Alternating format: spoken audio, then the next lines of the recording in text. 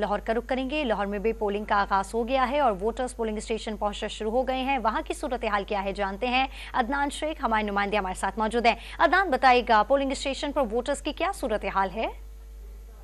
आज बिल्कुल शहर लाहौर में 8 बजते ही जो वोटिंग का सिलसिला है वो शुरू हो चुका है और लाहौर के तमाम पोलिंग स्टेशन पर वोटर्स की आमद के सिलसिला शुरू हो चुका है और वोटिंग जो है सो वो 8 से लेकर शाम 5 बजे तक बिला तातुल जारी रहेगी और पोलिंग स्टेशन के अंदर जो है वो पोलिंग अमला जो है वो पहुंच चुका है और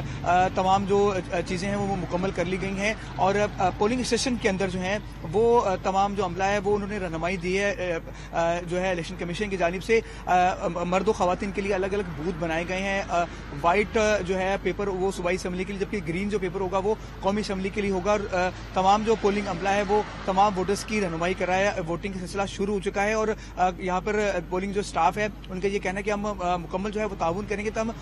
जो पोलिंग स्टेशन हैं उसके अंदर ना सिर्फ पुलिस एहलकार बल्कि रेंजर और दीगर जो सिक्योरिटी इदारे उनके जो एहलकार तैनात कर दिए गए हैं और किसी भी वोटर को बगैर तलाशी के जो है वो अंदर जाने की इजाजत नहीं दी जा रही और मोबाइल फोन पर इन्होंने पाबंदी लगाई है कि कोई भी शख्स पोलिंग स्टेशन के अंदर मोबाइल फोन नहीं ले जा सकता। तहम वोटर्स की रहनुमाई के लिए इलेक्शन कमीशन ने 8300 पे जो है वो SMS का सिलसिला शुरू किया है कि वो कोई भी शख्स जो है कोई भी वोटर जो है अपना जो ID कार्ड है वो 8300 पर अगर वो